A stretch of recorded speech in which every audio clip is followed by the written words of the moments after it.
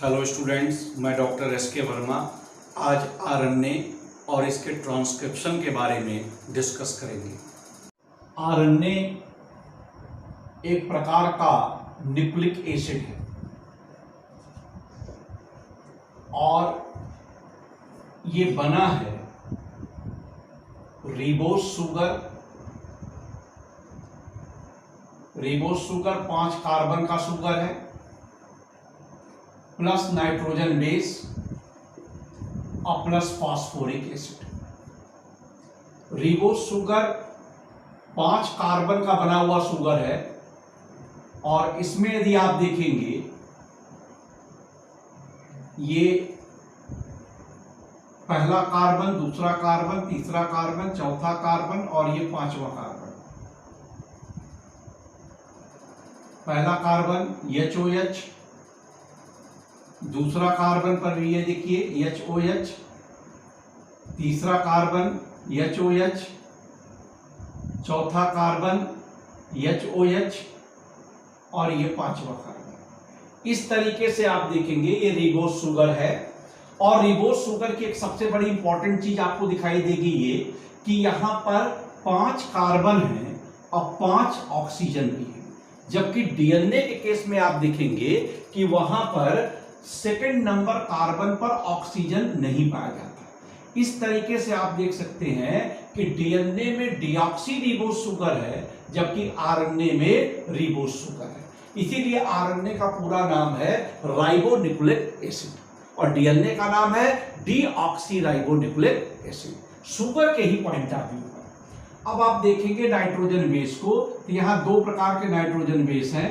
पहला है आपका प्यूरीन, और जो प्यूरीन है ये 2 प्रकार के हैं। एक का नाम है एडेनिन, यानी कि ए, और दूसरे का नाम है ग्वानिन को कहते हैं जी, और दूसरा है पिरिमिडीन। जो पिरिमिडीन है वो भी 2 प्रकार के हैं। पहला है आपका यूरेसिल और दूसरा है साइटोसिन। यदि हम डीएनए से कंपेयर करें तो आप देखेंगे कि डीएनए में यूरेसिल के स्थान पर क्या था, थाइमिन पाया जाता है। तो इस तरीके से डीएनए और आरएनए में 2 अंतर हैं। पहला अंतर यह है कि यहां पर रिबोस शुगर है, यानी कि यहां पर सभी कार्बन पर ऑक्सीजन पाई जाती है, और दूसरा अंतर है कि डीएनए में थाइमिन है लेकिन आरएनए में यूरेसिल पाई जाती है। तीसरा अंतर एक और है कि आरएनए सिंगल स्ट्रैंडेड होता है सेल में, और जबकि डीएनए सेल में हमेशा डबल स्ट्रैंडेड पाया जाता है। आरएनए हमेशा सिंगल स्ट्रैंडेड पाया जाएगा सेल के अंदर। डीएनए जेनेटिक मटेरियल है लेकिन आरएनए जेनेटिक मटेरियल नहीं है। आरएनए जो होता है वो प्रोटीन की सिंथेसिस में पार्टिसिपेट करता है, यानी कि प्रोटीन के सिंथेसिस में इसका बड़ा इंपॉर्टेंट रोल है। लेकिन कुछ वायरसेस हैं जहां पर आरएनए जेनेटिक मटेरियल है, तो वहां पर यदि आप देखेंगे कि आरएनए जेनेटिकल मटेरियल के रूप में काम कर रहा है, वहां वो प्रोटीन सिंथेसिस में पार्टिसिपेट नहीं करेगा। आरएनए को यदि आप देखें तो आरएनए 2 प्रकार के हैं। एक है आपका जेनेटिक आरएनए। जो जेनेटिक आरएनए है वो सेल में नहीं पाया जाता, वो पाया जाता है जेनेटिक आरएनए कुछ वायरसेस में, जैसे कि HIV है, बर्ड फ्लू वायरस है, स्वाइन फ्लू वायरस है, और इस समय वर्तमान समय में जो बड़ा पॉपुलर वायरस है कोरोना, उसमें भी सिंगल स्ट्रैंडेड आरएनए है। दूसरा आरएनए जो मेन आरएनए है वो नॉन जेनेटिक आरएनए है, और non genetic RNA protein synthesis में पार्टिसिपेट करता है, और नॉन जेनेटिक आरएनए सेल में पाए जाते हैं, चाहे वो प्रोकैरियोटिक सेल हो और चाहे वो यूकैरियोटिक सेल। तो सेल में पाए जाते हैं, और ये नॉन जेनेटिक आरएनए 3 प्रकार के हैं। पहला है एमआरएनए, mRNA को कहते हैं मैसेंजर आरएनए। दूसरा है tRNA जिसको कहते हैं ट्रांसफर आरएनए। और तीसरा है rRNA को कहते हैं राइबोसोमल आरएनए। पहला देखिए mRNA जो कि मैसेंजर आरएनए है। मैसेंजर आरएनए जो mRNA मैसेंजर आरएनए है वो कुल आरएनए का 5% होता है, 5%, approx 5% of the total RNA. Total RNA का 5% होता है।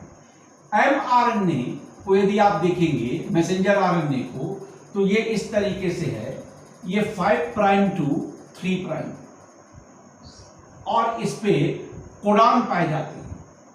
इस तरीके से mRNA पे कोडान पाए जाते हैं। कोडान क्या है? कोडान होते हैं triple nitrogen base of mRNA, triple nitrogen base of mRNA of which carry the message of genes from nucleus to cytoplasm during protein synthesis। तो mRNA 5 prime to 3 prime synthesize होते हैं और इनकी synthesis होती है DNA के template strand से। RNA mRNA को यदि आप देखिए जो कि 5% है, ये अनस्टेबल आरएनए है। अनस्टेबल आरएनए होता है, बहुत कम समय तक स्टेबल करता है, या दूसरे शब्दों में कहते हैं इसको short lived RNA. Short lived RNA और लॉन्गेस्ट आरएनए है, सबसे बड़ा आरएनए है, सबसे बड़ा आरएनए है।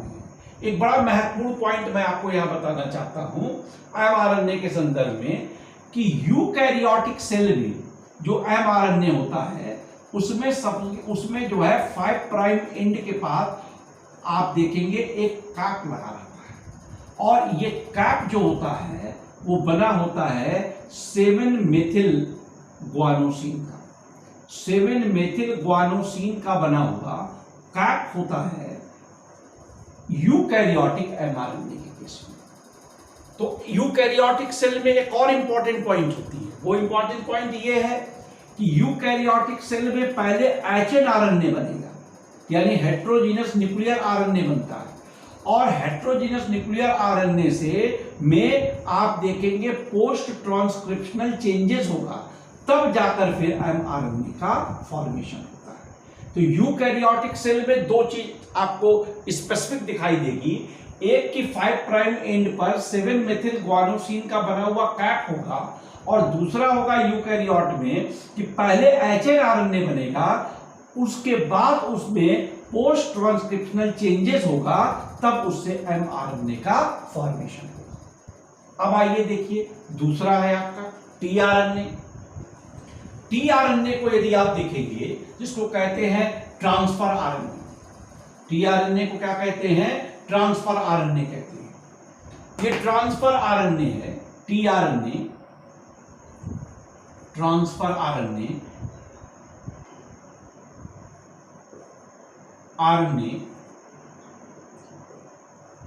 ये टोटल आरएनए का करीब 10 से 15% होता है, 10 to 15% होता है, और ये स्टेबल आरएनए है। प्रोटीन सिंथेसिस में बड़ा इंपॉर्टेंट रोल प्ले करता है स्टेबल आरएनए। ये स्मॉलेस्ट आरएनए है, सबसे छोटा आरएनए है, और ये 0.1 m सॉल्यूशन में सॉल्युबल भी होता है, इसलिए इसको सॉल्युबल आरएनए भी कहते हैं। इसको सॉल्युबल आरएनए भी कहते हैं। ट्रांसफर आरएनए, ट्रांसफर आरएनए में देखेंगे आप जैसे mRNA पे कोडान पाए जाते थे, उसी तरीके से ट्रांसफर आरएनए पर यदि आप देखेंगे तो एंटी कोडान्स पाए जाते हैं। क्या पाए जाते हैं? एंटी कोडान्स पाए जाते हैं। आप देखिए जो tRNA है, रॉबर्ट हॉले ने सबसे पहले tRNA का एक 2 डायमेंशनल क्लोवर लीफ मॉडल दिया, क्लोवर लीफ मॉडल दिया था। इस मॉडल को यदि आप देखिए तो ये tRNA ऐसे 5 प्राइम इस तरीके से यहां वेरिएबल लूप होगा ये, और ये आप देखेंगे CCA3', इस तरीके से ये आपका क्लोवरलीफ मॉडल है।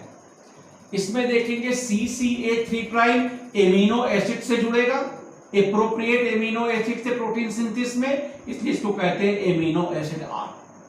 ये आपका डी आर्म है, डी आर्म को कहते हैं डाइहाइड्रोयूरेसिल आर्म। और ये आपका एंटीकोडॉन है, ये एंटीकोडॉन है, एंटीकोडॉन, इसको एंटीकोडॉन आर्म कहते हैं। जो एंटीकोडॉन आर्म है जिस पर एंटीकोडॉन पाए जाते हैं, ये एमआरएनए के कोडॉन के साथ जुड़ते हैं। एमआरएनए के कोडॉन के साथ जुड़कर प्रोटीन सिंथेसिस में ये कोडिंग का और डिकोडिंग का काम करते हैं। तो आप कहेंगे एंटीकोडॉन है क्या? Anticodon is triple nitrogen base of tRNA which just complementary to codon of mRNA। ये वेरिएबल लूप है, वेरिएबल लूप, और यहां पर है आपका T5CR। ये T5CR है, T5CR, T का मतलब थाइमिन से है, साई का मतलब स्यूडोयूरोसिल है, और C का मतलब साइटोसिन है, और ये आपका एमिनो एसिड आर्म मैंने पहले ही आपको बता दिया। तो ये tRNA का क्लोवरलीफ मॉडल है, और यही मॉडल आप देखेंगे कि बहुत ही इंपॉर्टेंट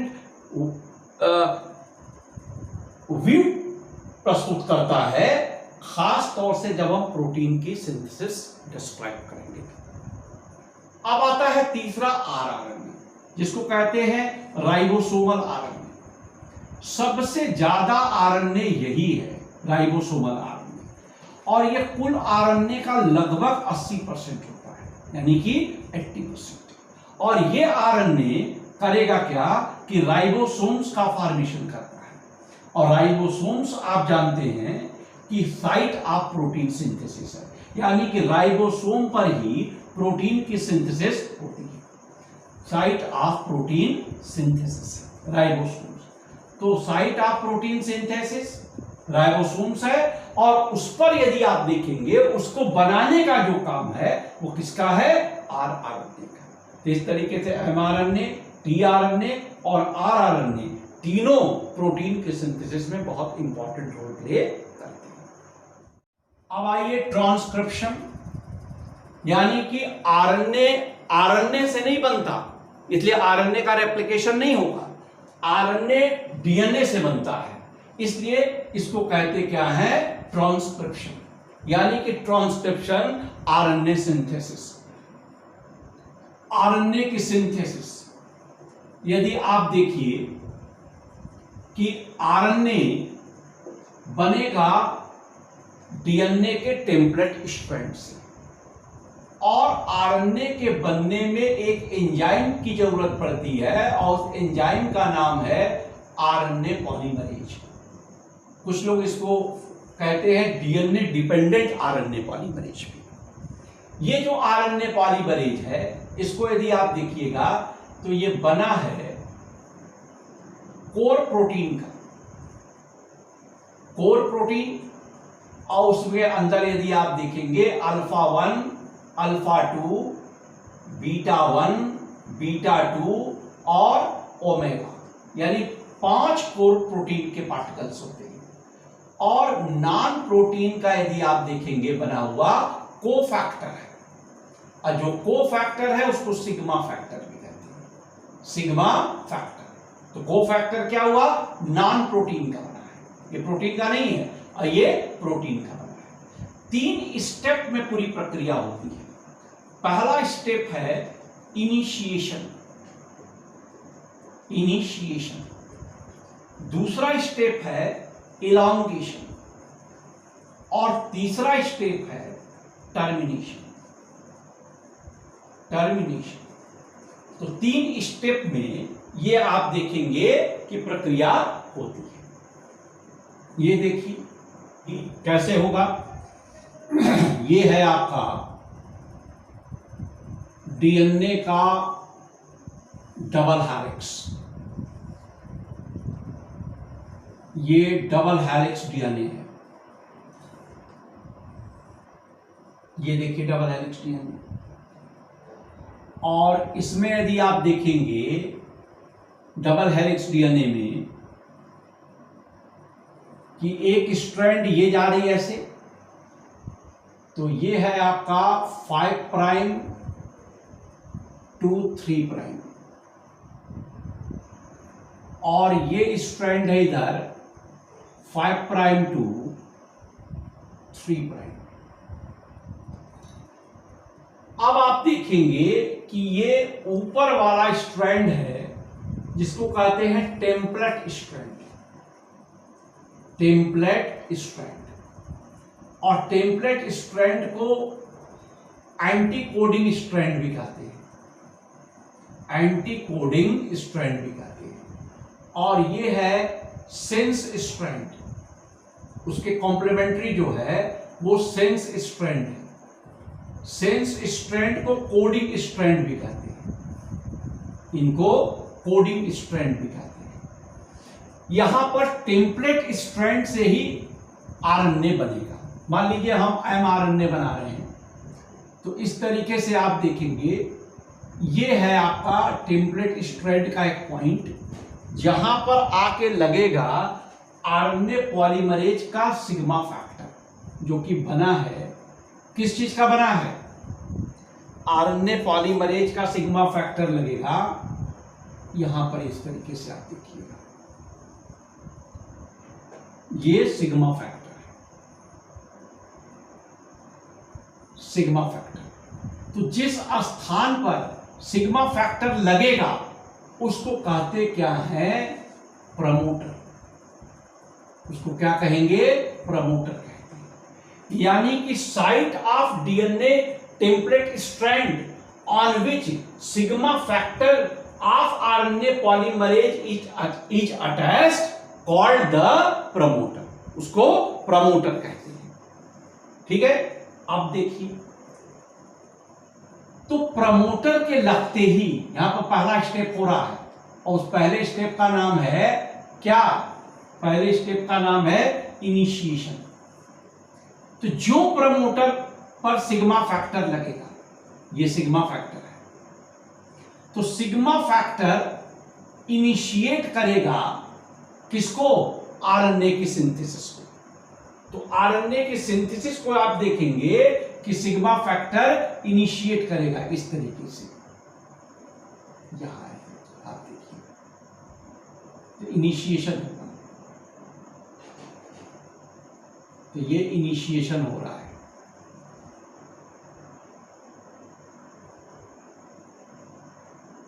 तो यहां पर आप देखेंगे इनिशिएशन हो रहा है, इनिशिएशन ऑफ एमआरएनए।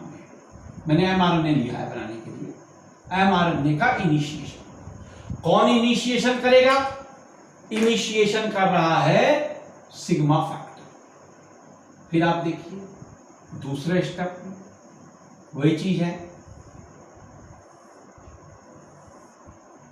ये डबल हेलिक्स है, 5 प्राइम टू 3 प्राइम, और यहां पर आप देख रहे हैं 5 प्राइम टू 3 प्राइम। ये प्रमोटर है, प्रमोटर जहां पर लगा था आपका कौन, सिग्मा फैक्टर। इसी सिग्मा फैक्टर पर कोर प्रोटीन भी आके जुड़ जाएंगे, 5 कोर प्रोटीन जुड़ जाएंगे। अब ये बन गया पूरा आरएनए पॉलीमरेज, ये कंप्लीट आरएनए पॉलीमरेज हो गया। और जब कंप्लीट आरएनए पॉलीमरेज बन गया, ये दूसरा स्टेप है, तो ये आरएनए पॉलीमरेज करेगा कि इलॉन्गेट करेगा आरएनए की सिंथेसिस को। ये इलॉन्गेट कर रहा है आरएनए की सिंथेसिस को, दूसरा स्टेप। और ये बन रहा है 5 prime to 3 prime, 5 prime to 3 prime. देखिए यहां पर ये आप देख रहे हैं यहां पर, ये 5 prime to 3 prime opposite direction में है, यानी 3 प्राइम टू 5 प्राइम कहेंगे। तो यहां पर mRNA बन रहा है जस्ट अपोजिट, यानी mRNA का यहां पर क्या हो रहा है, इलोंगेशन हो रहा है। तो mRNA इलोंगेट करेगा।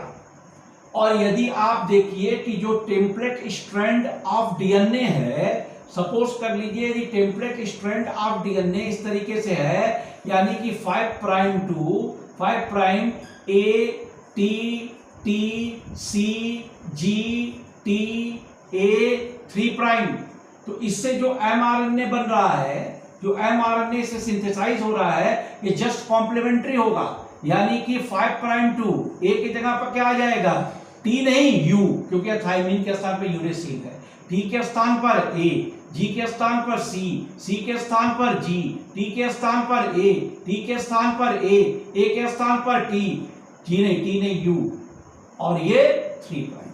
तो इस तरीके से ये mRNA बनेगा।